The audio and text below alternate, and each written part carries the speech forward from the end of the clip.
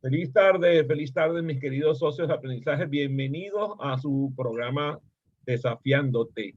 Hoy día jueves 12 de mayo. Este día es muy especial para mí porque es el día del cumpleaños de mi hermano Armando José, que ya no está conmigo.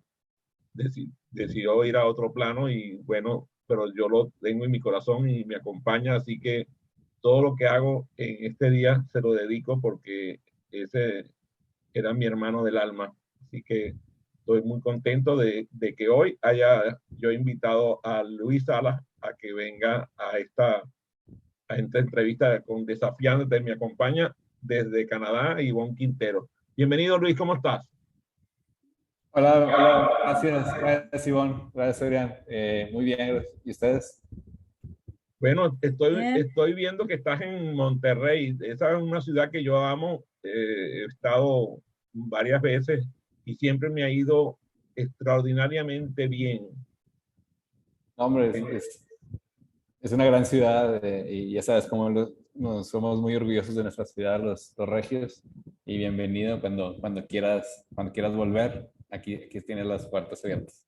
Sí, fíjate que yo tuve el orgullo de ser nombrado hijo ilustre de Monterrey, Wow. que me otorgaron incluso unos premios muy simpáticos porque eran unos cuates míos de esos bromistas y me cargaban a- al son de la loma, como decimos nosotros en Venezuela, porque resulta que yo no como picante. Y bueno, ellos comían, no solamente comían picante, sino comían picante de ese que pica tres veces. Entonces me tenían al son de la loma porque yo no como picante.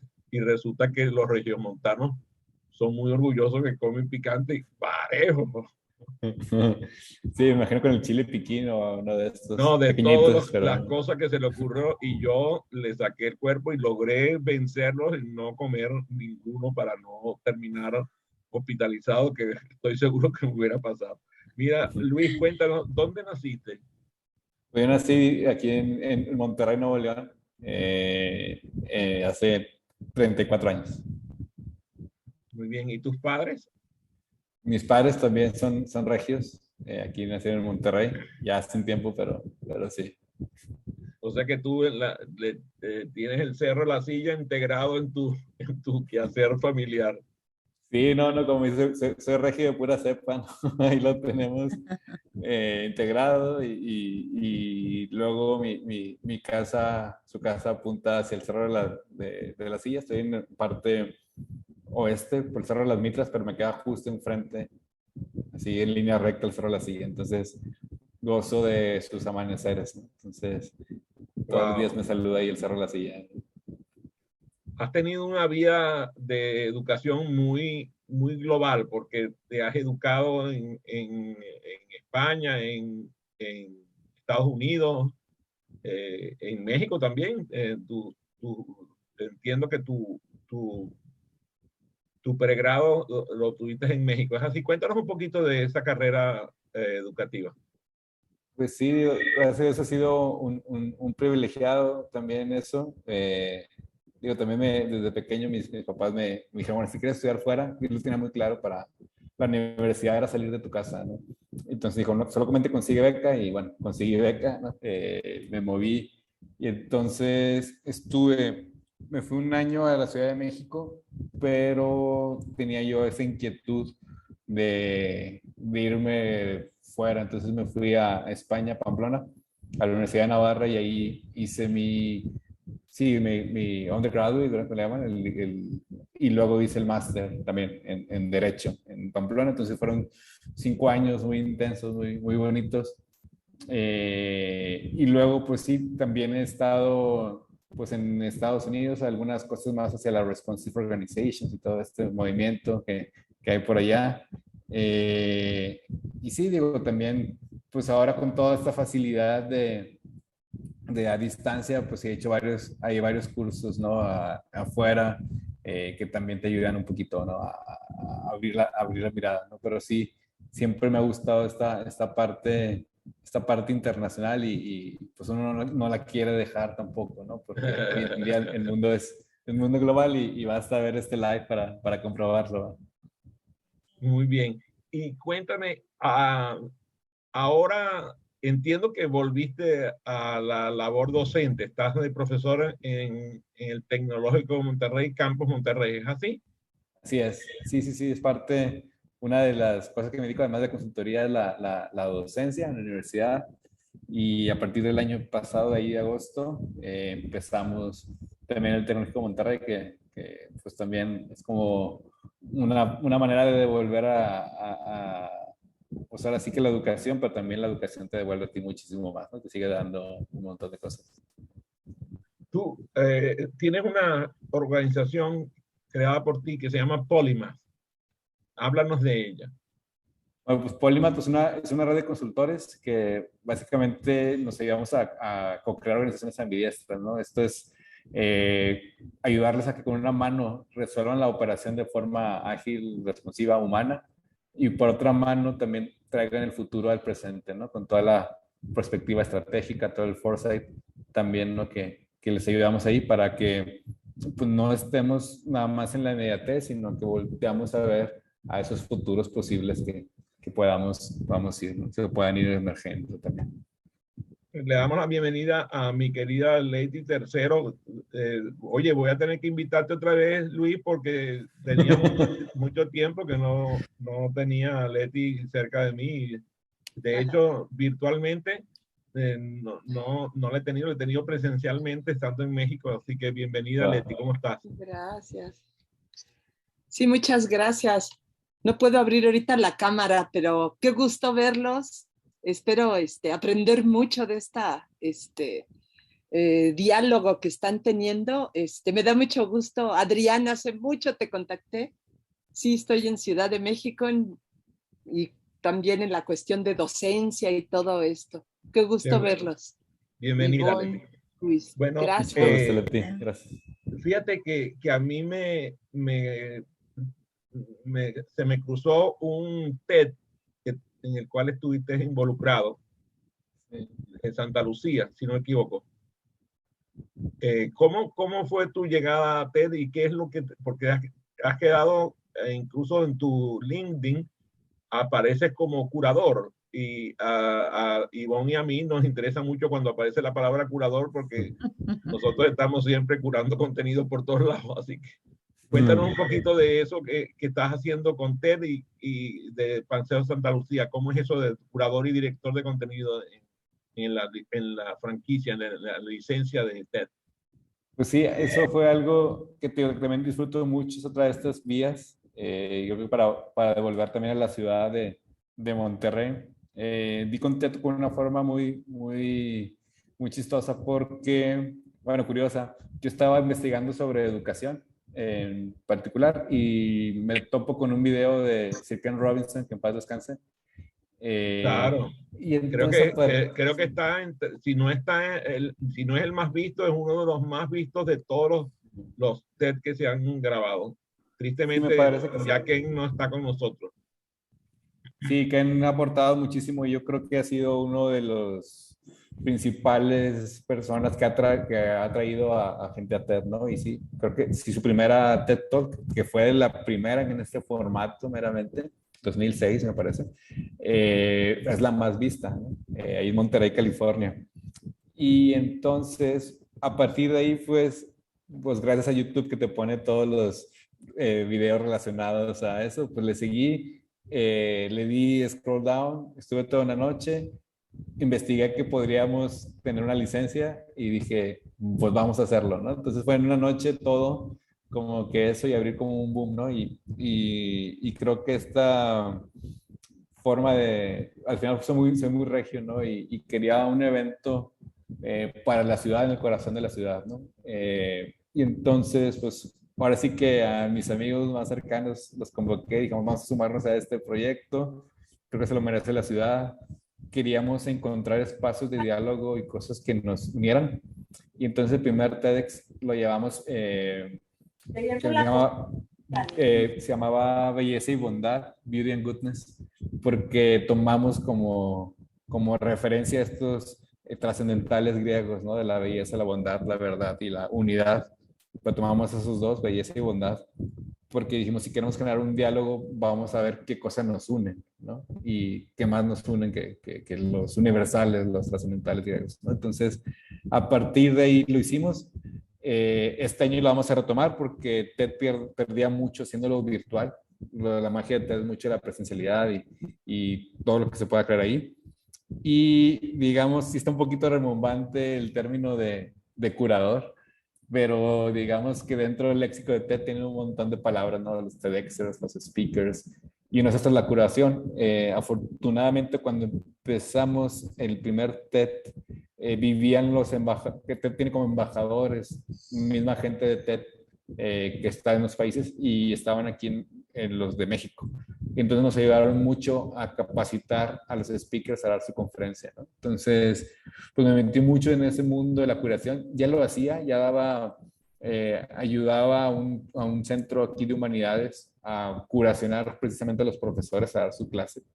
Y entonces, pues me quedé en esa parte de ahí. Soy licenciatario, es el que tiene la licencia de TED. Y probablemente estos años, este año también sea de transición, ¿no? Queremos pasar la estafeta para que siga en la ciudad, quizás quede un poquito más en la parte de curación, ayudar a los speakers, a que también el tema sea muy armónico, ¿no? Entonces, pues realmente ha sido una experiencia muy bonita. Y pues también en eso colaboramos con el Festival Internacional de Santa Lucía, acá en Monterrey, que Muy bien. trae la cultura, las artes a la calle, ¿no? Tú sabes que a mí me rechazaron cuando todavía TED no tenía, era todo presencial. Me rechazaron una propuesta de hacer TED virtuales. Ok, wow. Interesante, ¿verdad? Sí, sí, sí. Y después vino la pandemia, ahora resulta que hay un montón de TED virtuales. Originalmente a mí me rechazaron la propuesta de hacer un TED virtual. Y es interesantísimo porque ha surgido incluso toda una línea de libros que, por ejemplo, cómo ser speaker tipo TED, cómo realizar las cosas. Hay como toda una cultura relacionada con el TED y además hay diferentes tipos de TED. Me interesa muchísimo eso. Ayer hablábamos sobre aprendizaje incremental y una de las formas de aprendizaje incremental más novedosas que ha habido durante estos años ha sido precisamente toda esta tendencia de TED y la cantidad de gente de grandes fortunas que está detrás, porque Bill Gates es un asiduo de TED, por ejemplo, y otros más de ese mismo ranking de los 10 más ricos que están relacionados con el TED. Tiene que ver con futuro, y como tú hablas mucho de futuro, cuéntame, ¿cómo ves tú el futuro del aprendizaje incremental, del aprendizaje en línea? Pues creo que una de las cosas más interesantes es el grado de responsabilidad de cada uno, ¿no? Al final, pues sería pues mágico, pero eso no va a ocurrir. Al final, el aprendizaje se convierte en aprendizaje cuando la información la hacemos nuestra, ¿no? O sea, finalmente para que le podamos llamar aprendizaje, pues tiene que estar ahí. Uno puede, hoy en día que llegamos a muchos lados, pues podemos decir, o nuestra generación se puede quedar dormida en los laureles conformada, porque se conforme porque todo está ahí y algún día lo investigaré y ya me enteraré, ¿no? Antes veíamos, pues si vemos, no sé, a los grandes pensadores, a los grandes científicos de antes, pues tenían que chutar tantos libros y aprendían, ¿no? Creo que hoy en día tenemos esa capacidad, tenemos que tener o formar esa responsabilidad. O sea, siempre me gusta llevarlo al plano personal. Primero decir, ok, están los medios, pero bueno, si yo no lo hago mío, pues por más que me digan y exista, pues no es aprendizaje, ¿no? Entonces creo que eso nos va a ayudar mucho a tener que formar estos vínculos entre el que ofrece o facilita ese aprendizaje y el que quiera aprender y que quiera yo aprender, ¿no? Entonces, creo que en ese sentido sí tiene que haber ese grado de responsabilidad y que puede ser influido por alguien más, creo que sí puede ser influido por alguien más. La cosa es que qué tanto nos dejamos influir, ¿no? Qué tanto también nosotros hacemos todo lo posible para asegurar que eso que estamos aprendiendo, pues al final sea bueno, que sea de buena fuente, ¿no? Creo que ahí hay ese grado de responsabilidad y que también a la medida que se democratice eso, también tenemos el peligro de que no sea tan bueno, ¿no? O sea, pasa como en la música, ¿no? Hoy en De que no día, sea tan bueno, ¿cómo es eso? o sea, Vamos a ponerle, a ver, ¿cómo es eso? ¿Cómo es eso de que no sea tan bueno? sí. Vamos, o sea, es como, a mí me gusta mucho me gusta mucho la música, ¿no? Me gusta mucho la analogía con entender el mundo de hoy con el arte que vemos, ¿no? Hoy en día, de hecho, una de mis bandas favoritas que ya no toca, pues que falleció el Neil Peart, baterista de Rush, me gusta mucho Rush, y entonces le preguntaban a Alex Lifeson, que es su guitarrista, y le decían, ¿cómo es que, o sea, cómo ve las nuevas generaciones de la música? Dijo, está genial porque ahora es más fácil, yo me puedo grabar en YouTube y puedo hacer mi música y hay bandas muy buenas, por ejemplo, me gusta mucho Wolfpack, que es una banda americana y que se hizo famosa, es una YouTube band y ha crecido mucho, ¿no? Creo que pasa lo mismo en el aprendizaje, es muy fácil subir nuestro contenido, luego a tanta oferta, permanecer, perdurar, es lo difícil, ¿no? Hoy en día pues te tienen que hacer los festivales musicales porque quizás no iríamos a un concierto entero de una banda o quizás no tienen la capacidad para hacerlo, que es increíble que sean los festivales y que existan, pero también creo que en ese sentido diríamos, bueno, ¿en quién confiamos? ¿Cómo democratizar el aprendizaje? Que eso sería increíble, genial, pero hasta qué punto podemos profundizar, hasta qué punto podemos ir a más, ¿no? O sea, creo que en ese sentido vale la pena para los que ofrecen el aprendizaje como a los que reciben el aprendizaje, ¿no? Ese grado de responsabilidad de cómo hacemos para que las personas, pues sí, puede haber un cierto acuerdo de aprendizaje, pero que sigan profundizando, ¿no? Que sigan creciendo y evolucionando. Eso creo que eso es por un lado. Y lo otro, creo que también se abrirán muchos nichos, ¿no? O sea, cada vez eso también es una de las ventajas. O sea, quiero encontrar una información de algo de bitcoins, pues habrá una tribe de bitcoins, habrá una tribe de gente que sepa de foresight, habrá otra gente que sepa de química, ¿no? O algo. Y entonces creo que esos nichos también son bastante interesantes, ¿no? Al final, como decía, y esto como que cuando creamos contenido, dijimos, bueno, ante tanta oferta que hay, me gusta seguir lo que decía Seth Godin. O sea, ¿por qué? ¿Qué le va a servir un podcast a alguien más, otro podcast al mercado? Y le decía, bueno, pues sí, probablemente quién lo va a seguir, pero seguramente hay alguien que quiere escuchar su mensaje, ¿no? Seguramente hay alguien que lata con tu mensaje, que vibre con tu mensaje y que valga la pena ponerlo, ¿no? Entonces creo que eso me gusta mucho, ¿no? Porque si vemos también, y haciendo otra analogía, si nos vamos atrás, digo, la historia es cíclica, ¿no? Nos vamos al Renacimiento y vemos cómo las universidades, que empiezan con un sentido global, empiezan a transformarse en Florencia con estos talleres, ¿no? Por ejemplo, Leonardo da Vinci, un polímata, ¿no? Pues sale del taller de Verrocchio, ¿no? En Florencia, y ahí conoce a otros tantos, ¿no? Y Miguel Ángel estaba en otro, ¿no? Entonces, esa democratización, ese unir, ese que nos une los conocimientos. Sociabilización de lo Exacto. aprendido, ¿no? Creo que Eh, ahí también hay Muy bien. nicho interesante. Me resuenan varias cosas las que has dicho. Por ejemplo, hay un amigo mío que tiene un programa maravilloso, lo recomiendo ampliamente, que se llama La Cata Musical. La Cata Musical, búscalo, anótalo, porque eso es un tiro al piso. Ok. Y él hace un programa que dice, no toda música es arte, no toda pintura es arte, entonces infiero yo, no toda escultura es arte, no toda poesía es arte. Para que sea arte, tienen que tener unas determinadas cualidades. Eso primero. Segundo, la única manera que yo pueda garantizar que hubo aprendizaje es que hubo un cambio en la conducta observable. Si no hay cambio en la conducta observable, no hubo aprendizaje. Eso es un hecho. Hubo diversión, hubo pensamiento, hubo reflexión, hubo muchas cosas, pero no hubo cambio de conducta, no hubo aprendizaje. Entonces, el cambio de conducta puede ocurrir por un evento momentáneo, por un evento que dure cierto tiempo o que dure una vida. Entonces, tú te presentas y me parece muy interesante porque tú te presentas como un diseñador de cultura, y eso suena bastante atrevido de tu parte, o sea, que tú vas a ir a cambiar la cultura. ¿A quién? ¿A una persona? ¿A una organización? ¿A una ciudad? ¿A un país? ¿Será que puede una persona cambiar una cultura? Y yo me contesto primero yo, desde la ciudad de Washington.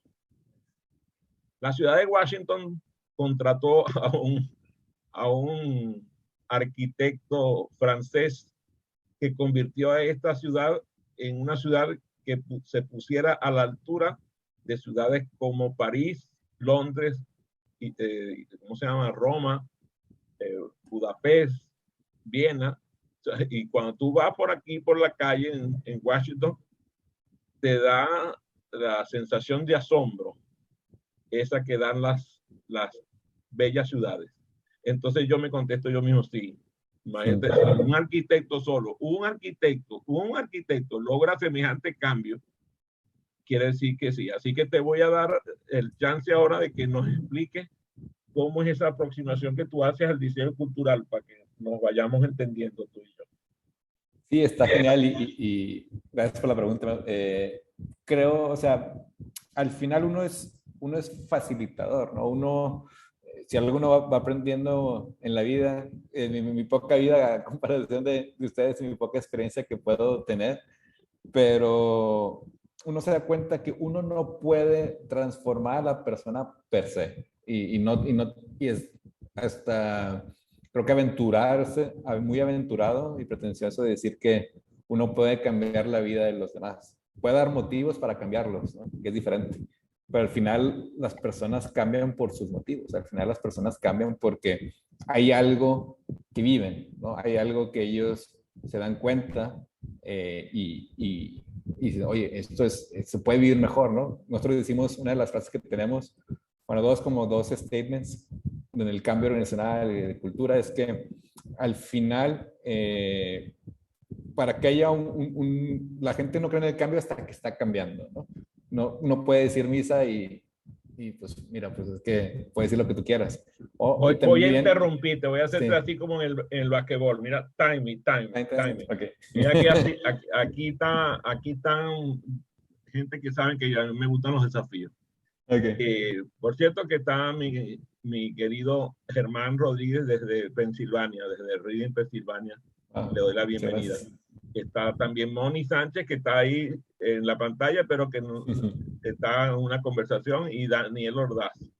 Bienvenido, Daniel, ¿cómo estás? Bueno, yo te voy a llevar a la contraria. Yo pienso que las personas pueden cambiar sin permiso. Te lo voy a mostrar. A ver. Llegó la telefonía celular y cambió la conducta de un colectivo que no pidió permiso. No le pidieron permiso.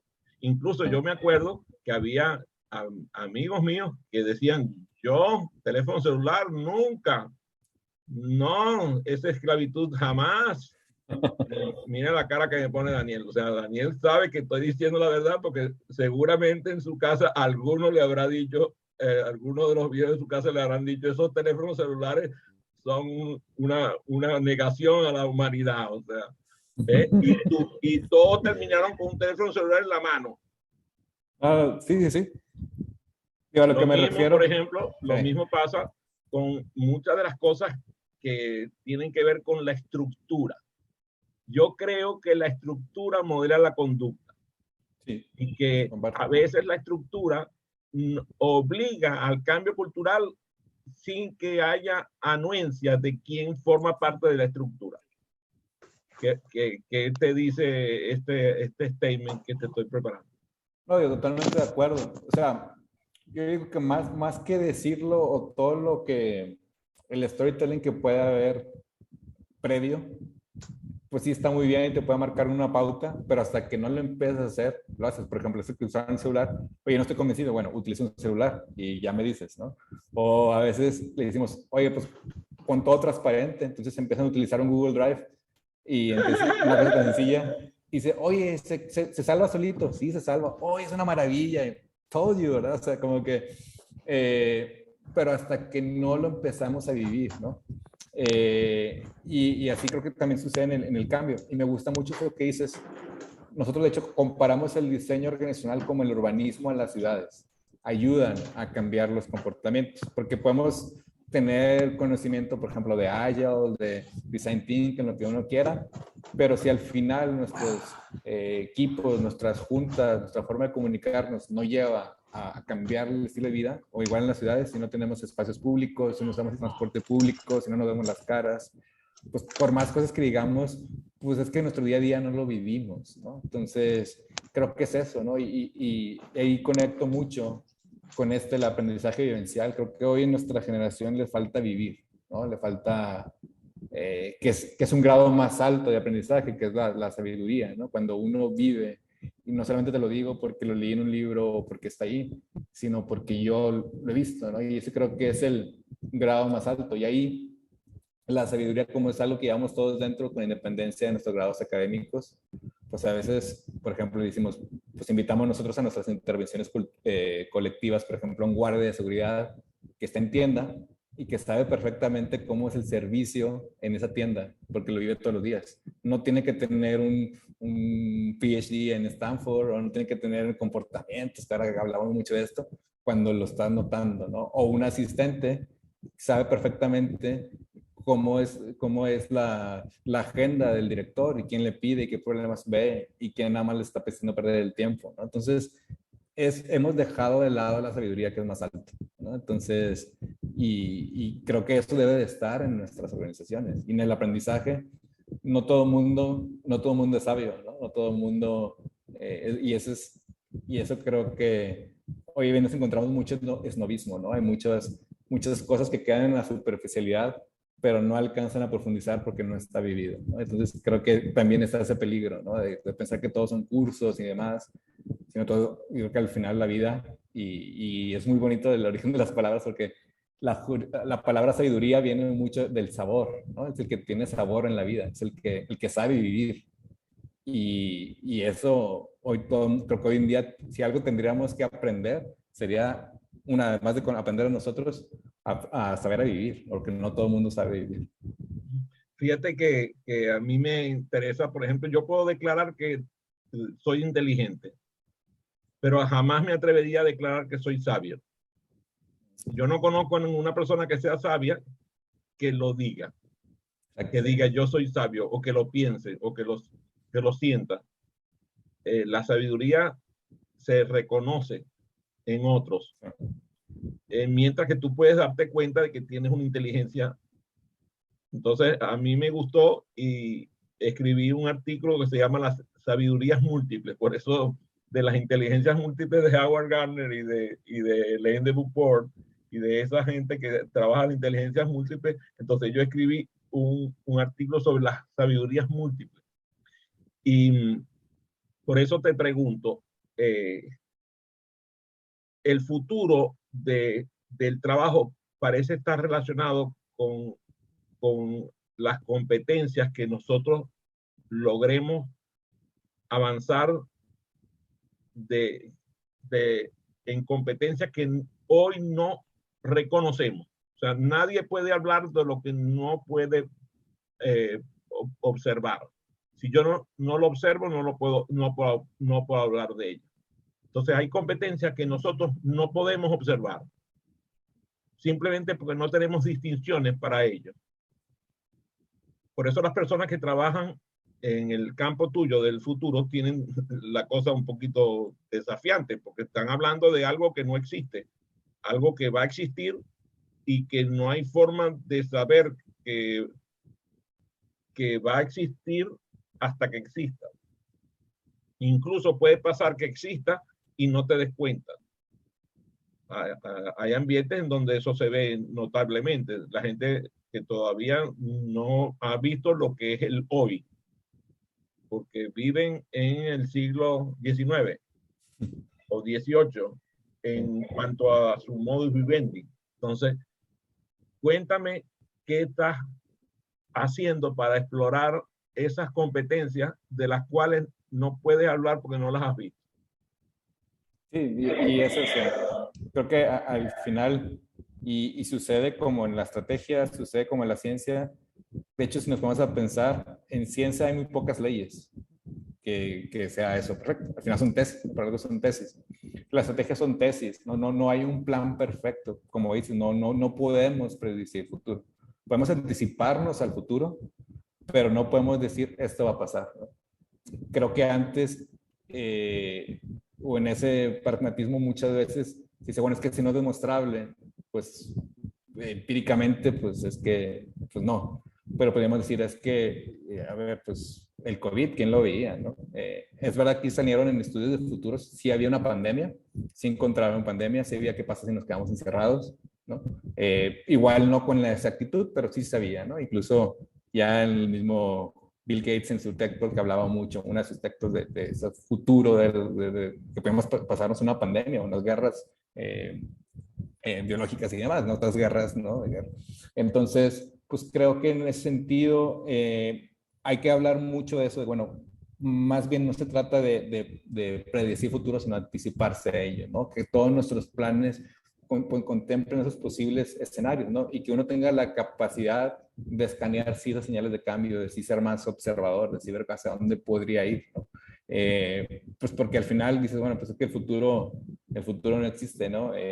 Y el, digo, siempre se vuelve pasado, ¿no? Al final, si nos vamos filosóficamente, pues no existe, ¿no? El tiempo es una invención humana, finalmente, ¿no? Que le pusimos ahí para ubicarnos, pero realmente el tiempo, ¿qué es el tiempo, no? O sea, no es que no haya un tiempo tal cual, ¿no? Y entonces, pues creo que en ese sentido, pues sí vale la pena, aunque sea esto, porque, digamos, con ese argumento, pues dejaríamos fuera la investigación de las universidades, de las organizaciones, del mundo científico, ¿no? Al final creo que hay que crear y apostar.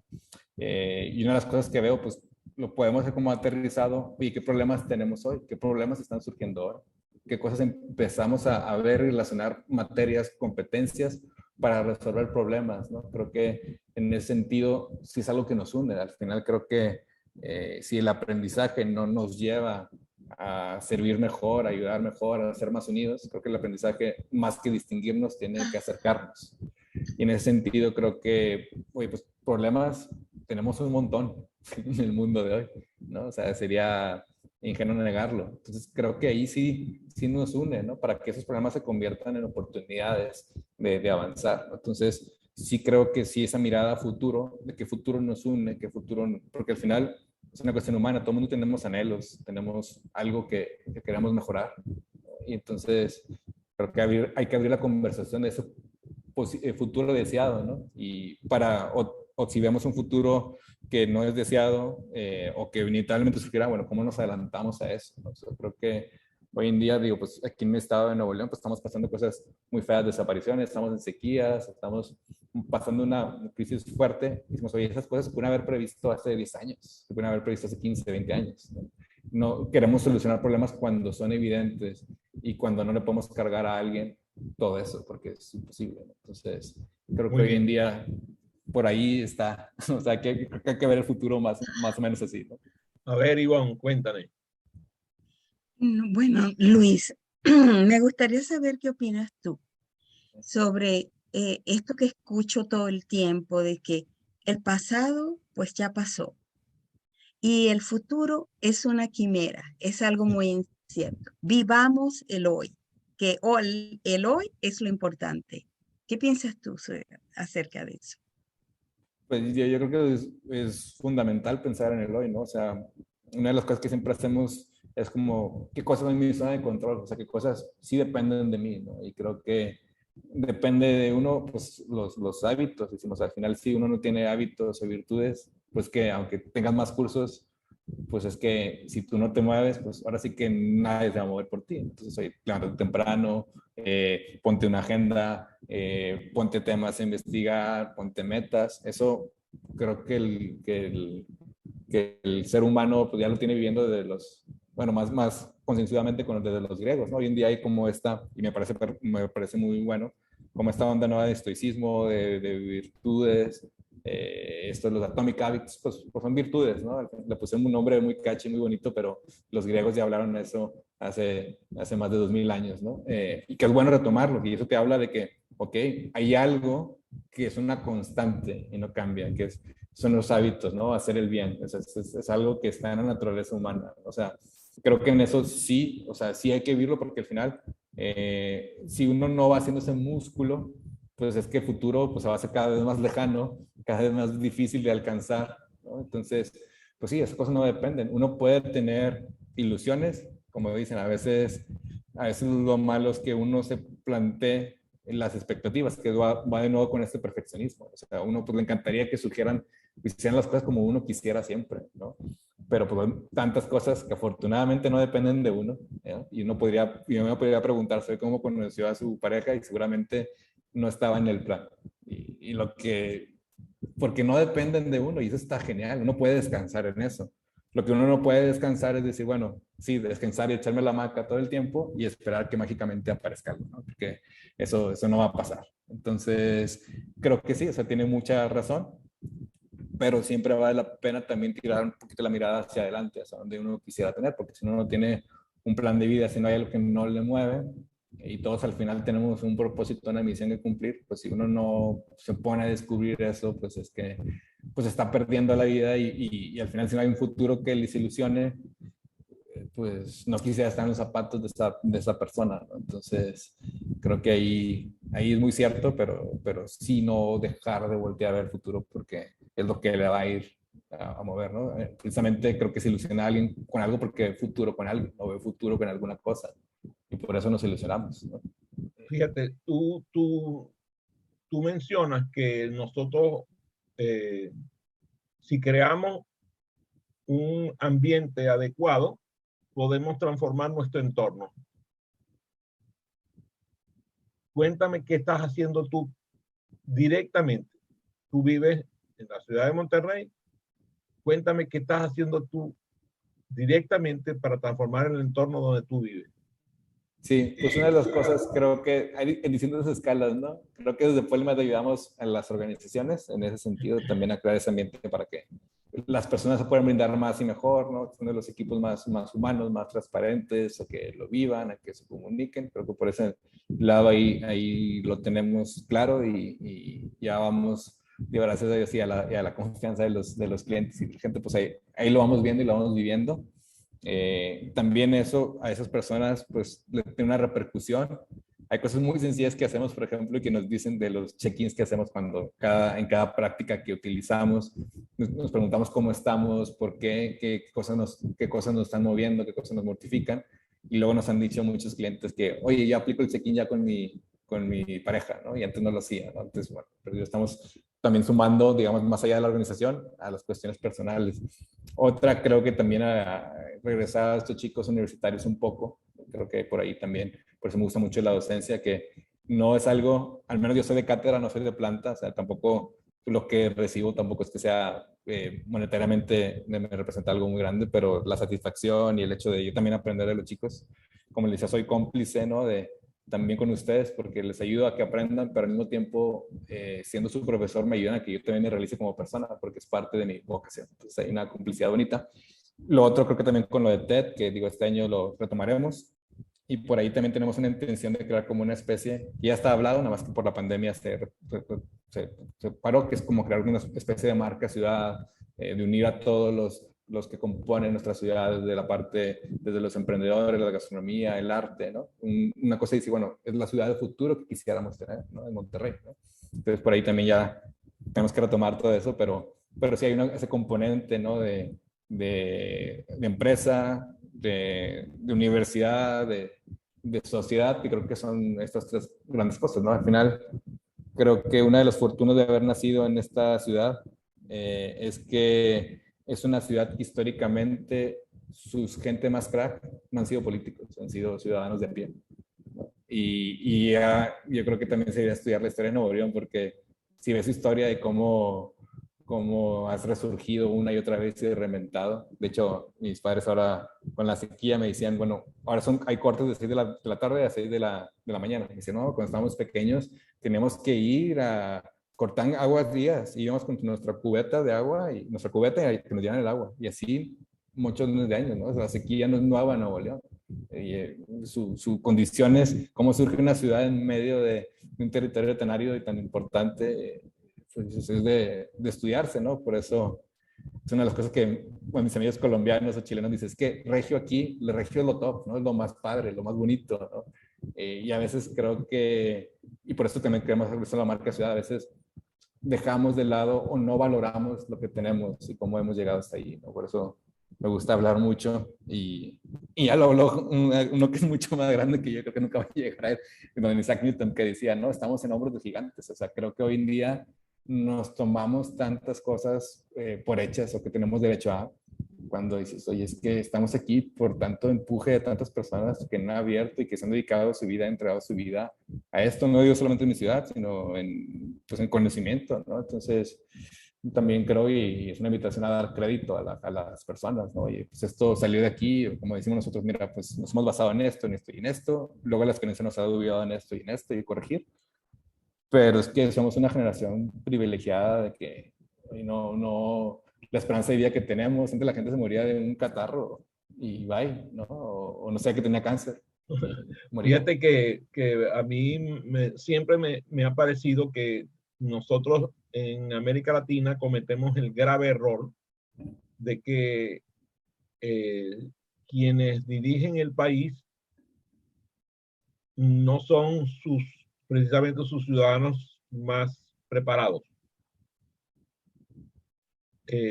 Cuando tú vienes aquí a los Estados Unidos y vas al Congreso de la Nación, tanto los diputados como los senadores provienen de las familias más rancias del país. O sea, estamos hablando de gente educada, de gente que posee bienes de fortuna, que además el solo hecho de lanzarse a una carrera política necesita un dinero que por lo general el ciudadano común no posee.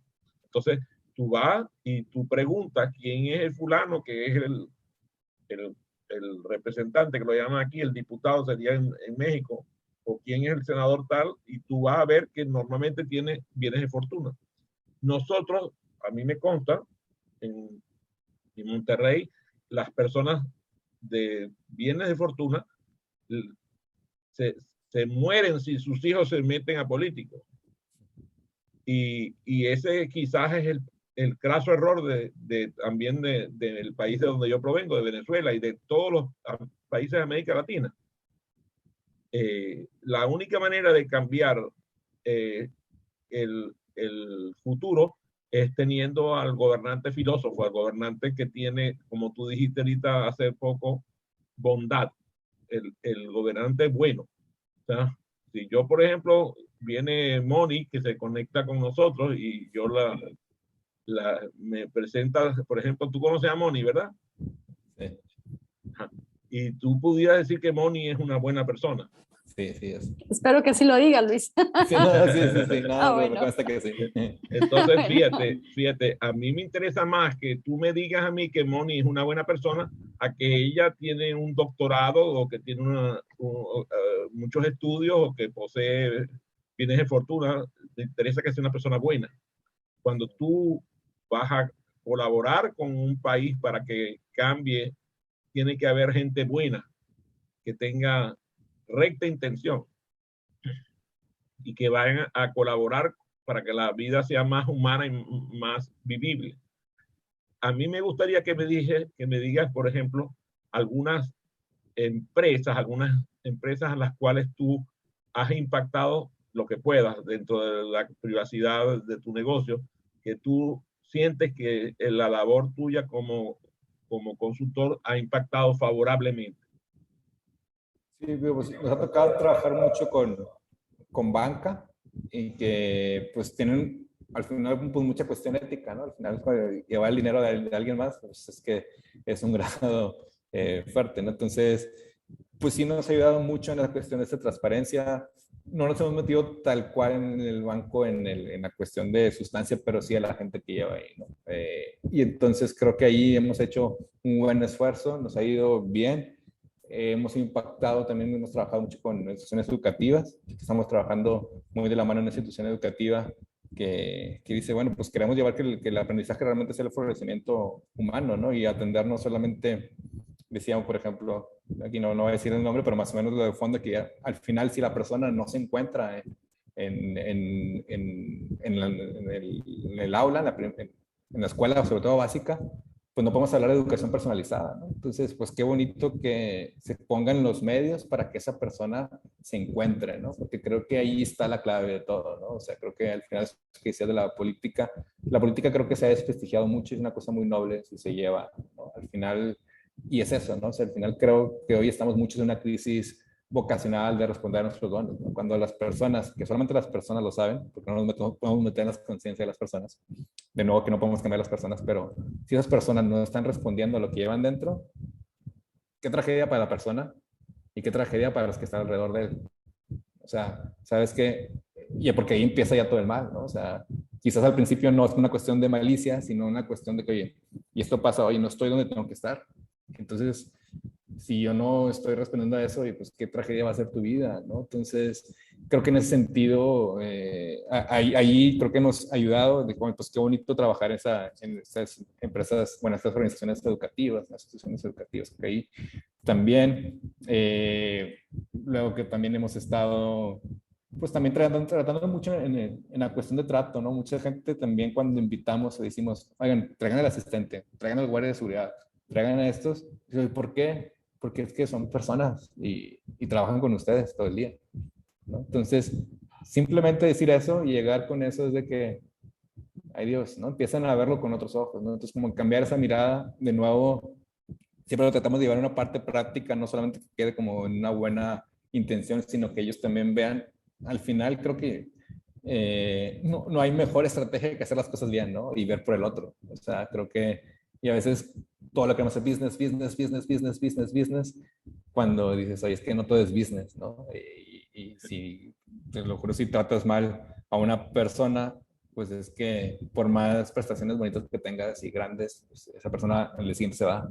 Entonces, creo que siempre tratamos de llevar eso como que sí en el sentido organizacional, sí en el sentido del norte, pero al final personalmente cómo es que estamos conectando, cómo es que estamos haciendo eficiente. Por eso hablamos mucho de este liderazgo colectivo, del ownership que tengan, va más allá de la cuestión estratégica que sí, que también lo hacemos, pero va también la cuestión de, al final es que las personas se quieren realizar en lo que hacen, ¿no? Al final las personas no vamos solamente a ganarnos la vida, sino vamos a realizarnos, vamos a encontrarnos en el trabajo que tenemos, ¿no? Y a veces creo que este es uno de los grandes cambios en el fondo del trabajo, ¿no? Que las empresas se den cuenta que son un lugar de transformación para el entorno, pero al mismo tiempo que las personas se den cuenta que su trabajo es una forma de transformación personal.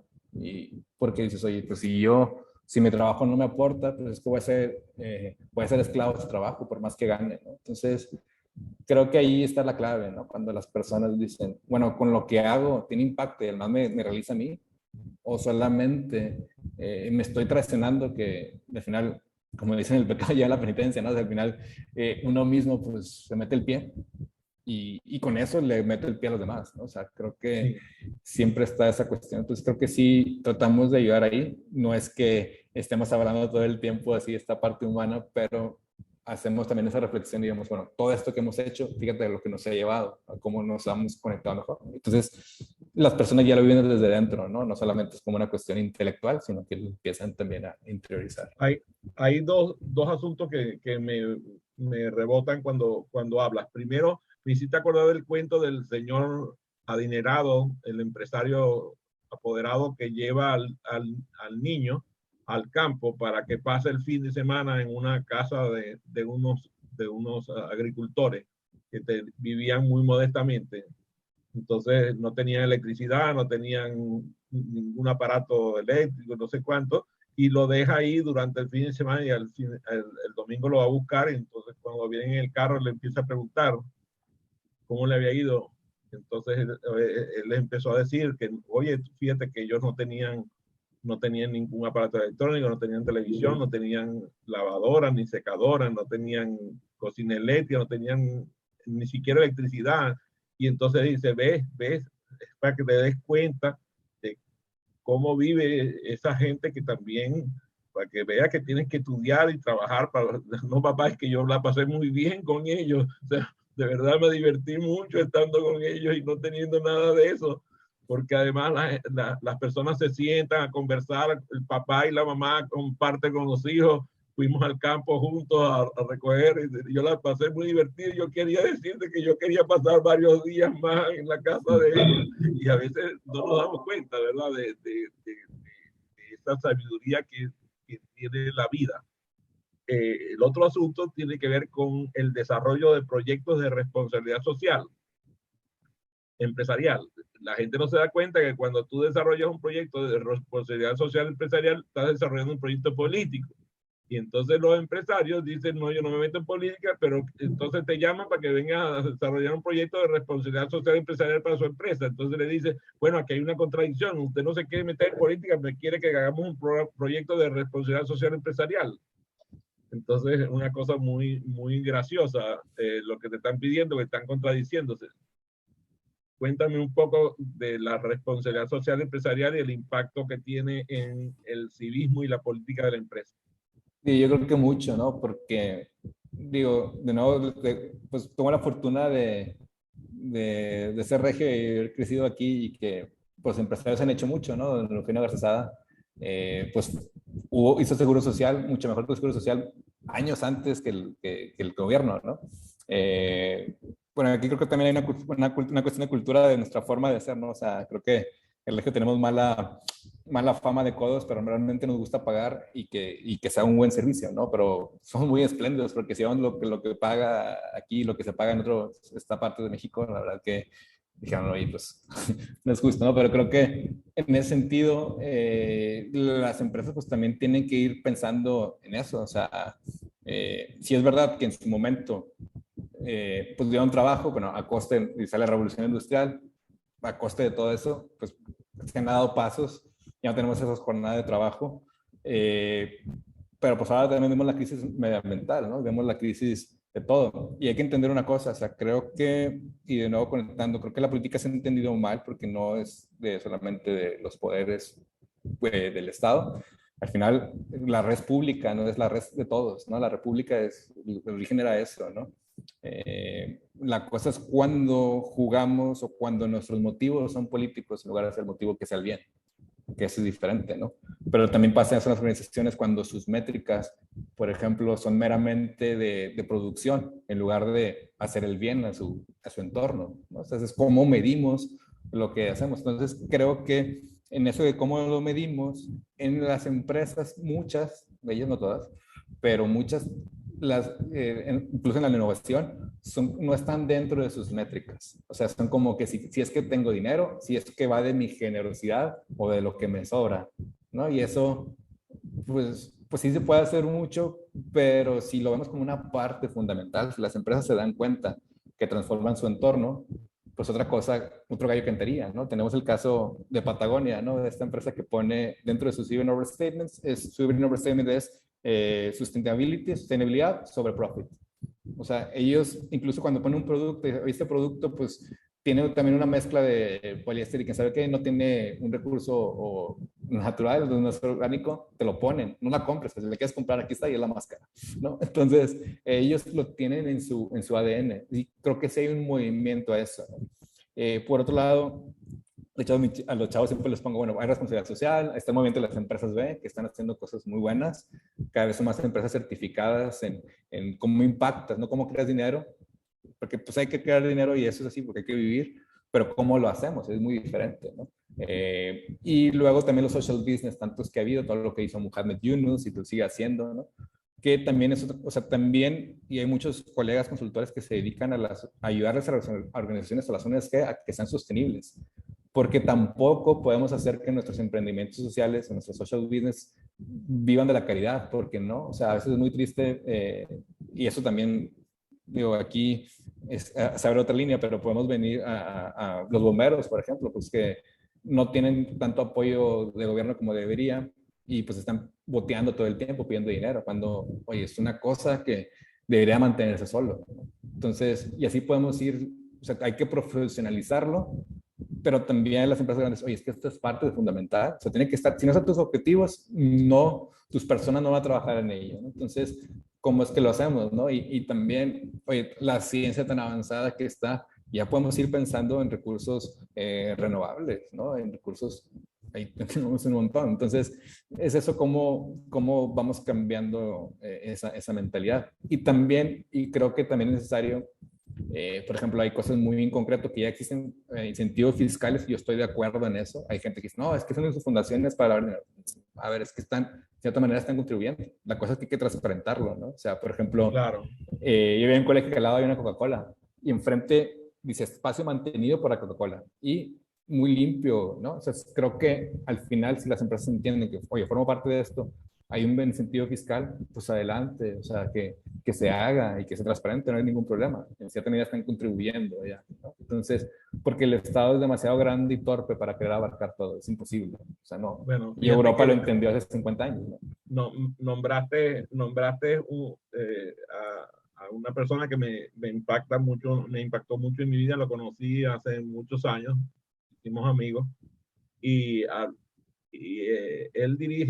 él creó el banco más rentable, el banco que tiene la cobranza más efectiva del mundo. Tienen 93 o 97% de cobranza, de recuperación en cobranza, que es el Grameen Bank, que lo creó Mohamed Yunus, que lo nombraste hace poco. Y a mí me parece muy cómico porque el premio Nobel que le dieron fue el premio Nobel de la Paz.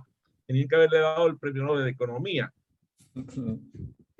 Pero fíjate qué interesante que él crea ese banco, que es el banco de los pobres, lo llaman así, el Grameen Bank, pero resulta que esas experiencias las han querido replicar incluso en México con unos resultados que no son los mismos porque no hay la bondad, no hay la bondad ni la recta intención.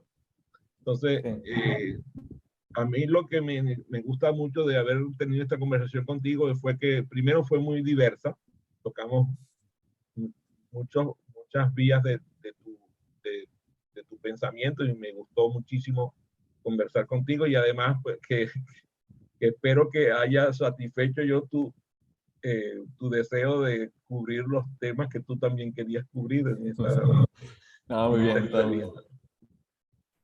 Pues de esto lo tenemos que hablar en privado porque lo que no sabe la gente es que tú sabes que él es a veces un poco bossy, así como yo, tipo así como yo, mandón. Entonces él viene y empieza a nombrar los temas que va a hablar en la entrevista, en el relato que hace de la promoción. Yo digo, pero Dios mío, si el que voy a hacer la entrevista y yo, ¿cómo sabe las preguntas que le voy a hacer?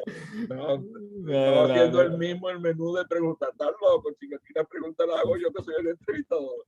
Así que bueno, adelante. divertido, porque además Regiomontano no le ladra maracucho en su tierra, por si acaso. O sea, tú eres regiomontano, yo tengo mi título de regiomontano honorario.